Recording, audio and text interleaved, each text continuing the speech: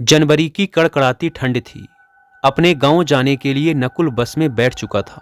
शायद मौसम का ही असर था कि ड्राइवर कंडक्टर के अलावा बस के अंदर सिर्फ 5 लोग ही यात्रा कर रहे थे। बस धीरे धीरे सड़क पर चल रही थी और बाहर हर तरफ कोहरा ही कोहरा दिखाई पड़ रहा था। तभी कुछ देर बाद ड्राइवर ने बस रोकते हुए कहा, यहाँ पर बस 10 मिनट रुकेगी, जिसको फ्रस होना है हो लो, फिर अगला स्टॉप रामगंज होगा। ड्राइवर की बात सुनकर बस में बैठी बाकी सवारियों के साथ नकुल भी उस छोटे से ढाबे पर नीचे उतर गया। यह एक छोटा सा सुनसान ढाबा था जिसके दोनों तरफ सिर्फ जंगल ही जंगल दिखाई दे रहा था। नकुल एक कप चाय पीने की इच्छा से ढाबे के अंदर चला गया था। बस में बैठी बाकी की 4 सवारियां भी वॉशरूम की तरफ बढ़ गई थी। नकुल ने दुकानदार से कहा, भाई एक कप मसाला चाय देना। चाय तो है लेकिन मसाला चाय नहीं है, दुकानदार ने उत्तर दिया। तो इसमें क्या परेशानी है, जल्दी से बना दो, दुकानदार हंसते हुए बोला। अरे साहब जी, आप रेस्टोरेंट में नहीं खड़े हैं, यह जंगल वाला ढाबा है और आप जिस बस से आए हैं वह अगले 7 मिनट में यहाँ से निकलने वाली है। अरे यार, तुम तो नाराज होने लग गए। अच्छा ठीक है, तुम चाय तो दो, बस में कुल 5 सवारी हैं, उन्हें भी छोड़ जाएंगे क्या, नकुल ने हंसते हुए कहा। दुकानदार से चाय का गिलास लेकर वह एक टेबल पर बैठकर चाय पीने लगा। कुछ मिनटों में उसने अपनी चाय खत्म की और ढाबे के बाहर आया तो देखा बस निकल गई है। धूल उड़ाती बस को जाते देख नकुल भी चिल्लाते हुए उसके पीछे दौड़ लगा देता है, लेकिन कोई मतलब नहीं निकलता, बस वहां से चली जाती है। इसके बाद नकुल वापस ढाबे की ओर लौट आता है। ढाबे के पास आकर वह देखता है कि ढाबे का मालिक ताला लगाकर जा रहा है। वह बोला, अरे भाई, अभी तो बस 5 बजे हैं, अभी से ढाबे में ताला लगाकर कहाँ जा रहे हो। नकुल को अपने पीछे खड़ा देख दुकानदार ने कहा, अरे तुम अभी तक यहीं हो, लगता है तुम्हारी बस छूट गई, अब तो तुम्हारा भगवान ही भला करे। नकुल ने चौंकते हुए कहा, कैसी अजीब बातें कर रहे हो, आखिर मतलब क्या है तुम्हारा। अरे बाबूजी, मैंने आपको बताया ना, यह ढाबा जंगल के बीचों बीच बना हुआ है, अब सुबह होने तक यहाँ से कोई बस नहीं गुजरने वाली है। यह जगह जैसी दिखती है वैसी है नहीं, आप बस इतना समझ लीजिए कि दिन ढलने के बाद यहाँ कोई नहीं ठहरता, इसीलिए आपका ड्राइवर भी यहाँ से बस भगा ले गया। अरे भाई, ऐसा क्या है यहाँ जो दिन ढलने के बाद यहाँ से कोई नहीं गुजरता। लेकिन नकुल की बात का जवाब दिए बिना ढाबे वाला अपने ढाबे में ताला लगाकर घड़ी की ओर देखते हुए तेजी से वहाँ से निकल जाता है। यह देख नकुल फुसफुसाते हुए बोला, बड़ा ही अजीब आदमी था, शाम के 5 बजे ही ढाबा बंद करके भाग गया, ऊपर से पता नहीं क्या बहकी बहकी बातें कर रहा था। गांव के लोग अफवाह फैलाने में उस्ताद होते हैं, यह तो मानना पड़ेगा। इसके बाद नकुल अपना मोबाइल निकालकर अपनी लोकेशन को चेक करता है तो उसे पता चलता है कि सड़क से लगते हुए आगे ही एक छोटा सा गांव है। यहाँ तो दोनों तरफ जंगल ही जंगल दिखाई दे रहा है। अगर ढाबे वाले की बात सच है तो इसका मतलब है अब रात में इस रास्ते से कोई भी बस नहीं गुजरने वाली है। रात में इस जंगल के रोड पर रुकना सेफ नहीं होगा।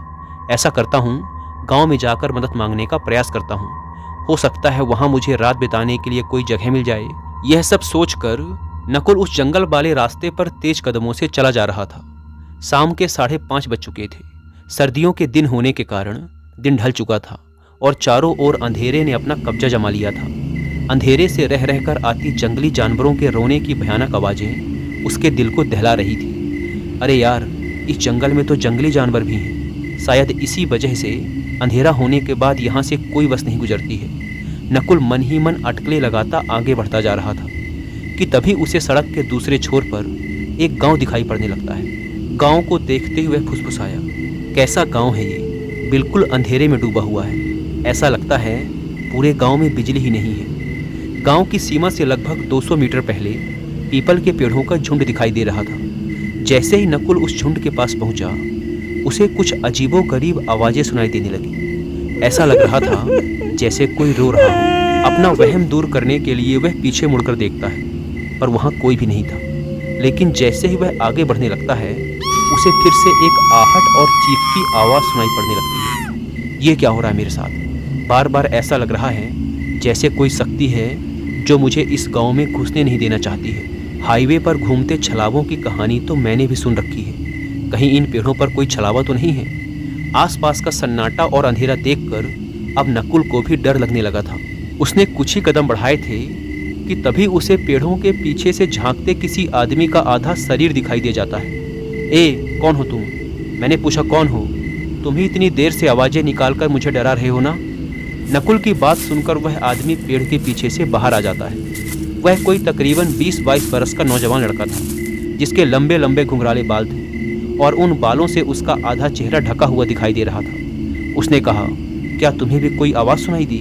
नकुल ने अपने डर को छिपाते हुए तेज आवाज में कहा, ज़्यादा बनो मत, मेरे नज़दीक मत आना, देखो मैं अभी पुलिस का नंबर मिला दूंगा, दूर हटो।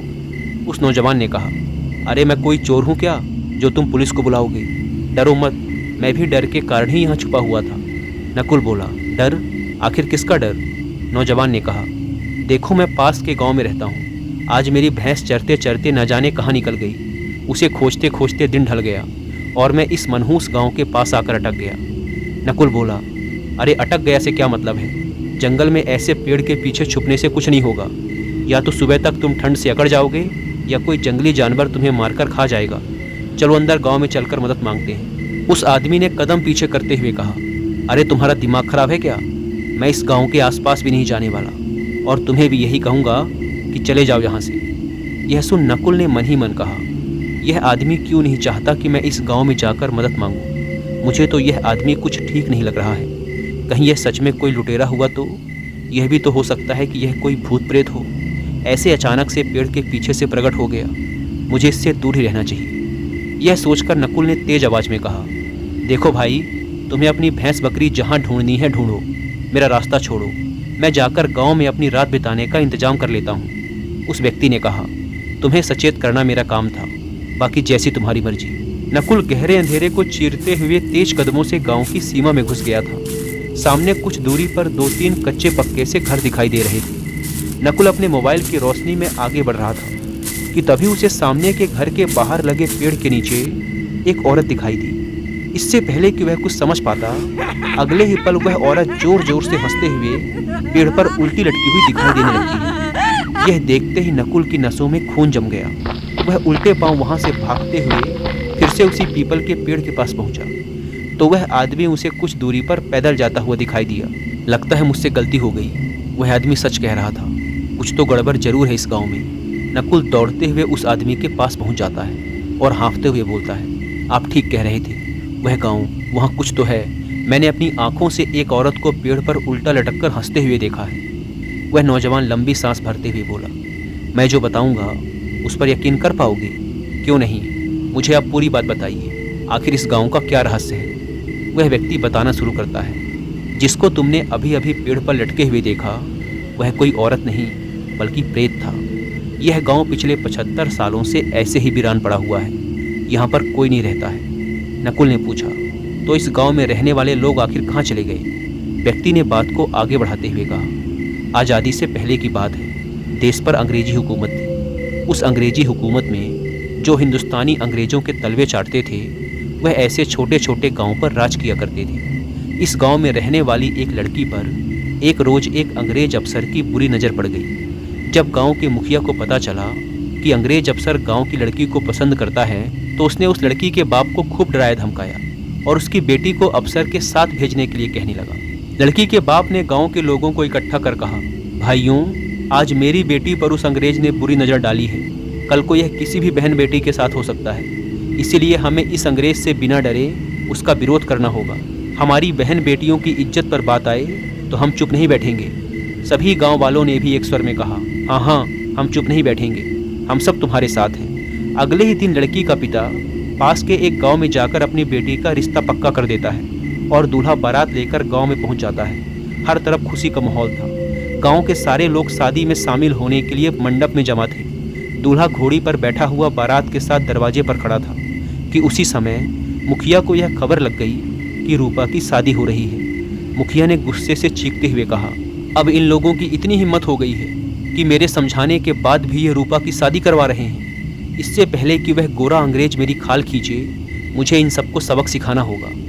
मुखिया अंग्रेज सैनिकों के साथ आधी रात को गांव में घुसा और रूपा के घर पर पेट्रोल छिड़कवा कर चारों ओर से आग लगा दी। पूरा का पूरा गांव एक ही दिन में उस आग में खत्म हो गया।